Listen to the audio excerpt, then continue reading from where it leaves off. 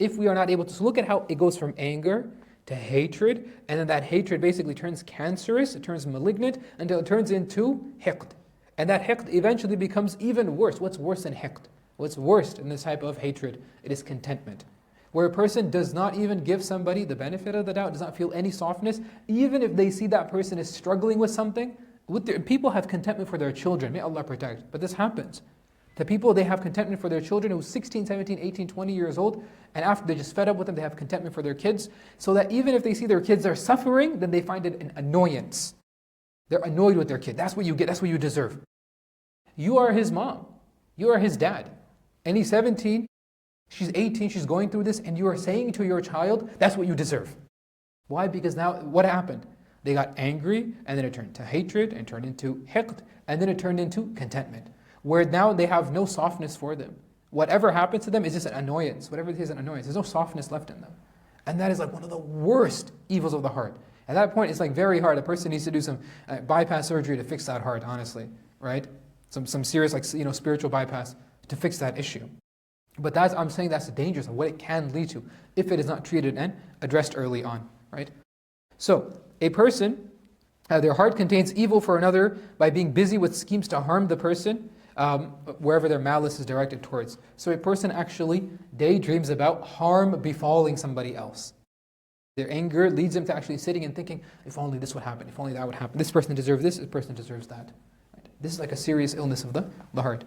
That a person sleeps with a grudge in their heart towards another person. So this is actually, again, this is not an exact science, okay? So most of the symptoms are like pretty on point, most of them pretty accurate. Some of them, like there might be some, I would say there's like discussion. There's like two sides, okay? So here there's like two sides to the coin here. That sometimes the only option is to sleep it off. Sometimes the only option is to sleep it off, okay? Now I cannot speak for your specific situations, but I can speak about, my personal. Sometimes like if a person sends me a message or something happens or something at work or something outside or whatever, and I get really angry, I get really upset and I really want to do something, and I'm like, you know what, just forget it. Just go to sleep. Don't send a text at midnight, in the group chat, shouting at a person, picking a fight with somebody. You said this to me, you did that to me, your mom said this, your dad did that. What's the point?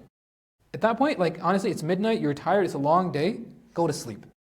It's 11 p.m., just go to sleep. And then you wake up, inshallah, you're going to have forgotten about it. Or at least your anger will have cooled and calmed down, right? And then you're going to be fine, just move on. But other times, like he's saying here, that you sleep with a grudge in your heart towards another person. So this is, I would say, like it depends on your circle, But definitely if it's like for people who are immediately close to you, try not to sleep with any hatred in your heart for them, any grudge, any animosity. Like if it's your spouse, your children, your parents, very close people to you, dear friends, right? Close family. Don't sleep with like those kind of negative feelings in your heart for those people.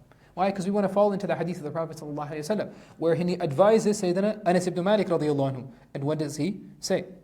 He advises him and he says that, كما قال عليه الصلاة والسلام يا بني إن قدرت أن تصبح وتمسي وليس في قلبك غش لأحد فافعل فإن ذلك من سنتي ومن أحيا سنتي فقد أحبني ومن أحبني كان معي في الجنة.